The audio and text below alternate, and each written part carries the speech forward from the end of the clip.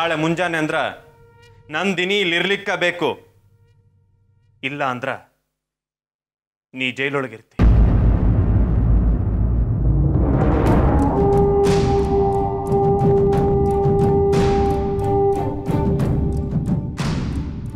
ನೋಡ್ತಾ ಇರು, ನಾನ್ ನಿನ್ ಮಾತನ್ ಮೀರಿ ಈ ಮದುವೆ ಆಗ್ತೀನಿ. ಆ ಪೆಟ್ಟಿಗೆ ಒಳಗ ಆ ಚೂರ್ಣದ ಅಂತ ನಿನಗೆ ಹೆಂಗ್ ಗೊತ್ತಾತು? ಗಿರಿಜವ್ವನ ನಿನ್ನಿಲ್ಲಿ ಕಳ್ಸಾಳೇನೋ ಹೇಳೋ. ನನ್ನ ನೀನು ತಂಗಿ ಅಂತ ಅನ್ಕೊಂಡಿರೋದು ಸತ್ಯನೇ ಆದ್ರೆ ಅಕ್ಕೋರ್ ಬರೋವರೆಗೂ ಈ ಮದ್ವೆ ಆಗಲ್ಲ ಅಂತ ನನಗ್ ಮಾತು ಕೊಡು. ನಶ ಸಂಪಿಗೆ ಚೂರ್ಣದ ಪರಿಣಾಮ ಇಳಿಸುವ ಪದ್ಧತಿ. ಮಮ್ಮಿ ಬರ್ಲಿಲ್ಲ ಅಂದ್ರೆ ಲಗ್ನ ನಡೆಯಂಗಿಲ್ಲ. ಇವತ್ ನಾವು ಅಕ್ಕೋರ್ನ ಕರ್ಕೊಂಡ್ ಬರಲ್ಲೇ ಹೋಗ್ತಿದ್ಯಾ. ಲಗ್ನ ನಡೆಯೋದು ಹೆಂಗವ? 100 ಅಲ್ಲ 1000 ಅಪಶಕುನಗಳು ಬಂದ್ರು ಈ ಮದ್ವೆ ನಡೆದೇ ನಡೆಯುತ್ತೆ. ನಶ ಸಂಪಿಗೆ ಚೂರ್ಣದ ಪರಿಣಾಮ ಇಳಿಸುವ ಪದ್ಧತಿ. ಇವತ್ ನಾವು ಅಕ್ಕೋರ್ನ ಕರ್ಕೊಂಡ್ ಬರಲ್ಲೇ ಹೋಗ್ತಿದ್ಯಾ. ಯಾರದ್ದೋ ಮನೆ ಉದ್ಧಾರ ಮಾಡಕ್ಕೆ ನಮ್ ಎಲ್ಲರ ಮನ್ಸಿಗೂ ನೋವು ಮಾಡ್ತಾ ಇದ್ದೆ ಅಣ್ಣ. ಇಲ್ಲ ಗಂಗಾ, ಅದೇನ್ ಮಾಡ್ಬೇಕು ಹೇಳು.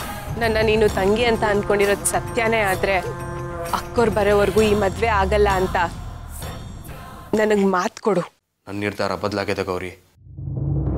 ಮಮ್ಮಿ ಬರ್ಲಿಲ್ಲ ಅಂದ್ರೆ ಲಗ್ನ ನಡೆಯಂಗಿಲ್ಲ.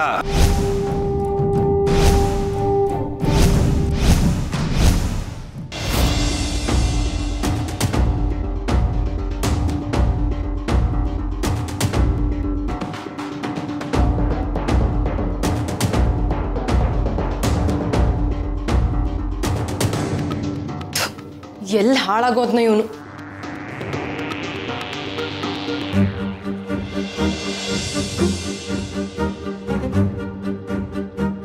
ಅಜ್ಜಮ್ಮ, ಗಂಗಾ, ಚಲ್ವಿ ಪರಿಸ್ಥಿತಿ ಈಗ ಹೆಂಗದವ? ನಿನ್ನೆ ಹೇಗಿದ್ವೋ ಈಗಲೂ ಹಾಗೆ ಇದ್ದ, ಯಾವ ವ್ಯತ್ಯಾಸನೂ ಇಲ್ಲ. ಹೌದಾ? ಮತ್ತ ಸಂಪಿಗೇಶ್ವರ ಲಿಂಗದ ಬಗ್ಗೆ ಏನಾರ ಸುಳಿವು ಸಿಗ್ತೇನು? ಇಲ್ಲೇ ಅಜ್ಜಮ್ಮ, ಸಾಗರ ಇವತ್ತು ಸುತ್ತಮುತ್ತ ಇರೋ ಹಳ್ಳಿಗೆ ವಿಚಾರಿಸಲು ಹೋಯ್ದ. ಇವತ್ತು ಅವನಿಗೆ ಸುಳ್ಳು ಸಿಕ್ಕೇ ಸಿಕ್ತು, ಸಿಗ್ಲೇಬೇಕು. ನಿನ್ನ ಬಾಯಿ ಹರಕಿಂದ ಹಂಗ ಆಗ್ಲೇವಾ? ಲಘುನ ಸಿಗ್ಲಿ. ಮತ್ತೇನ್ರ ಸುದ್ದಿ? ಅಜ್ಜಮ್ಮ, ನಂದಿನಿ ಅಕ್ಕವ್ರನ್ನ ನೋಡಕ್ಕೆ ನೀವು ಹೋಗಕ್ಕು ಅಂತ ಗೌರಿ ನಿಮ್ಗೆ ಹೇಳಕ್ ಬರ್ತು.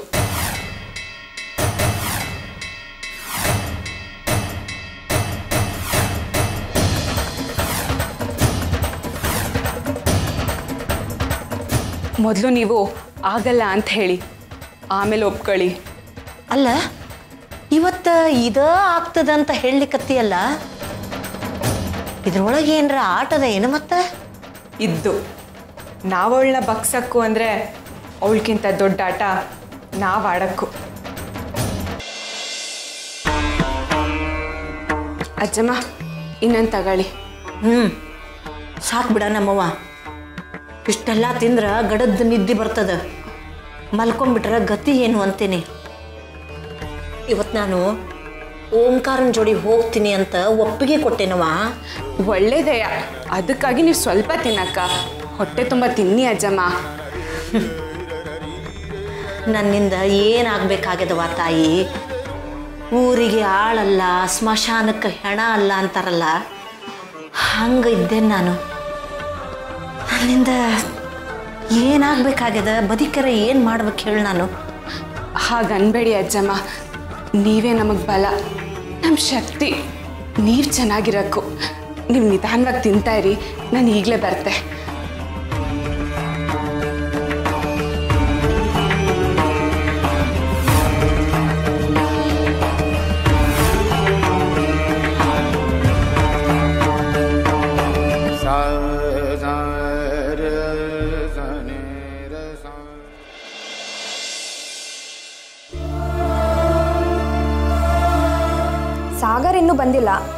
ಯಾವಾಗಲೂ ಅವನಿಗೆ ಕಾದು ಅವನು ಬಂದಮೇಲೆ ಊಟ ಮಾಡ್ತಿದ್ದೆ.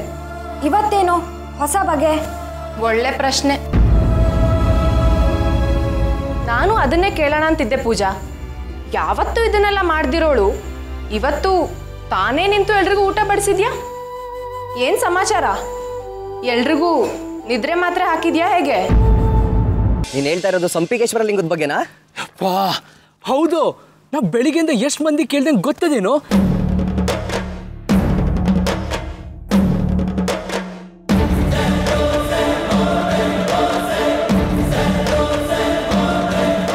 ನಗರ ಅಲ್ಲಿ ನೋಡು, ಅಲ್ಲಿ ಕಾಣಿಸ್ತಿದೆಯಲ್ಲ ಮರ, ಅದ್ರ ಕೆಳಗಡೆ ಇರೋದೇ ಆ ಲಿಂಗ.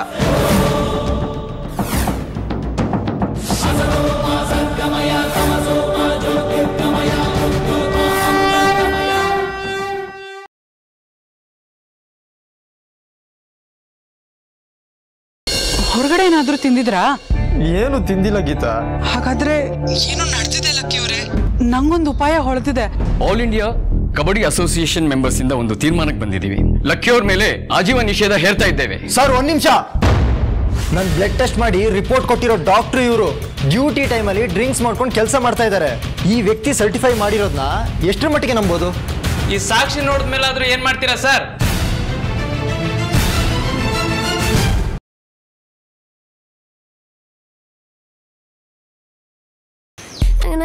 ನಮ್ಮವ್ರೆ ಆಗ್ಲೇ ಬಂದ್ಬಿಟ್ರಾ? ಸರಿ, ಟವಲ್ ಅಲ್ಲಿ ಮಡ್ಬಿಟ್ಟೋಗಿ. ನಮ್ಮರೆ ನಂಗೆ ಒಂಥರ ಆಯ್ತಿದೆ, ಸುಮ್ಕಿರಿ. ಹಿಂಗೆ ಮಾಡಿದ್ರೆ ನಂಗೆ ಒಂಥರ ಆಯ್ತದೆ. ಅಯ್ಯೋ, ನಾನೇನು ಮಾಡಿದೆ? ಬೇಕು ಅಂತ ಬೆನ್ನು ಜುದ್ರಿ ತಾನೆ. ಆಹಾ, ಆಸೆ ನೋಡ್ರಪ್ಪ ಯಜಮಾನ್ರಿಗೆ. ಬೇಗ ರೆಡಿಯಾಗಿ ಅಂದರೆ ಬೆನ್ನುಜ್ಬೇಕಂತೆ. ನಿನ್ನೆ ಹತ್ರ ಮಲ್ಗಿದ ಎಫೆಕ್ಟ್ ರಾಮವ್ರೆ.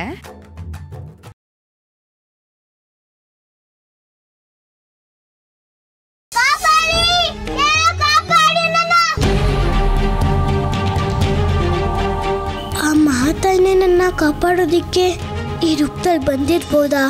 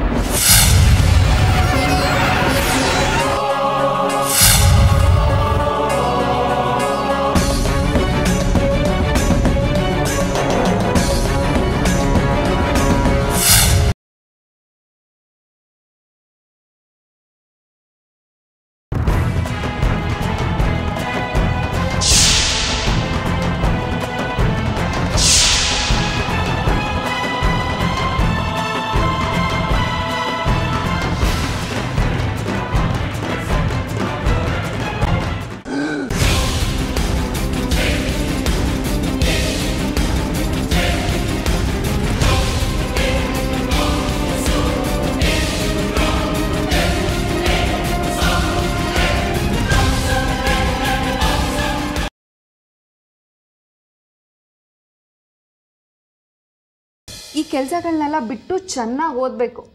ಆಗ ನೀನು ಚೆನ್ನಾಗಿ ದುಡ್ಡು ನಿಮ್ಮಮ್ಮನ ಚೆನ್ನಾಗಿ ನೋಡ್ಕೋಬೋದು. ಹೌದಾ? ಚೆನ್ನಾಗಿ ಓದಿದ್ರೆ ಇನ್ನೂ ಜಾಸ್ತಿ ಸಂಪಾದನೆ ಮಾಡ್ಬೋದಾ? ಹೌದು, ಮತ್ತೆ ಇಲ್ಲ ಅಂದಿದ್ರೆ ನಿನ್ನ ಸ್ಕೂಲಿಗೆ ಯಾಕೆ ಕಳಿಸ್ತಾ ಇದ್ರು ಹೇಳು? ಚೆನ್ನಾಗಿ ಓದ್ಬೇಕು ಅಂದ್ರೆ ಸ್ಕೂಲಿಗೆ ಹೋಗ್ಬೇಕು. ಸ್ಕೂಲಿಗೆ ಹೋಗ್ಬೇಕು ಅಂದ್ರೆ ಫೀಸ್ ಕಟ್ಟಬೇಕು. ನಾನು ಇನ್ನೂ ಫೀಸೇ ಕಟ್ಟಿಲ್ಲ ಅಲ್ವಾ?